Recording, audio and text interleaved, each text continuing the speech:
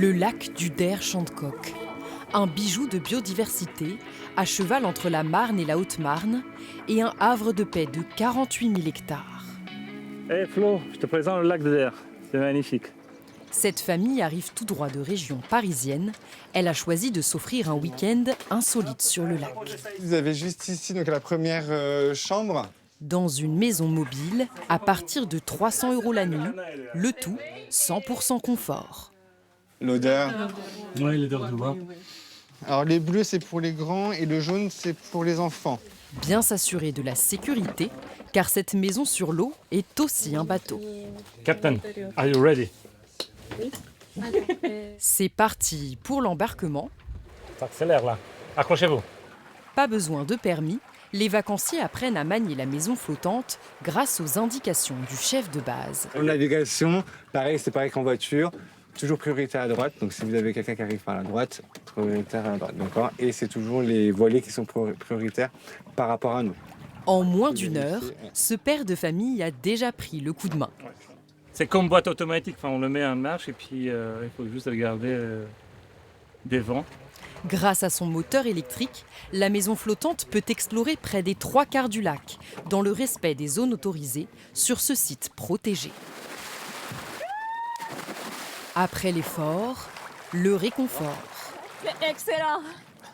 Oh là là, j'adore. C'est beau, regardez.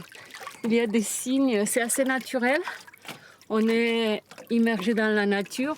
Désormais amarrés au milieu du lac, ces baigneurs prennent une pause sur la terrasse, direction le toit de la maison. Là-bas. Un point de vue idéal pour admirer la nature. La famille est venue profiter de cette réserve ornithologique. Il y a des oiseaux.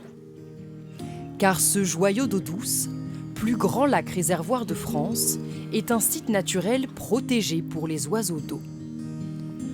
Pour ces ornithologues, les activités nautiques ne doivent pas perturber leur cycle de migration.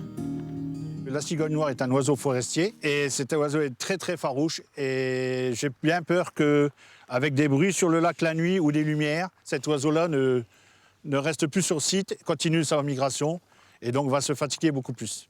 Même si certaines zones réservées à la faune et la flore sauvage sont interdites aux activités nautiques, ces protecteurs de la nature comptent sur les touristes pour respecter les lieux. Ça permet à la fois effectivement de créer du développement économique et notre territoire en a besoin. Après, comme tout outil, ce qu'il faut espérer, c'est qu'il soit bien utilisé. C'est-à-dire qu'on l'utilise effectivement pour profiter de la quiétude et de la nature préservée, mais pas pour venir créer du dérangement. C'est la toute première saison où l'on peut s'échapper un instant du monde sur ces maisons flottantes pour se laisser bercer par la beauté sauvage d'un week-end en pleine nature.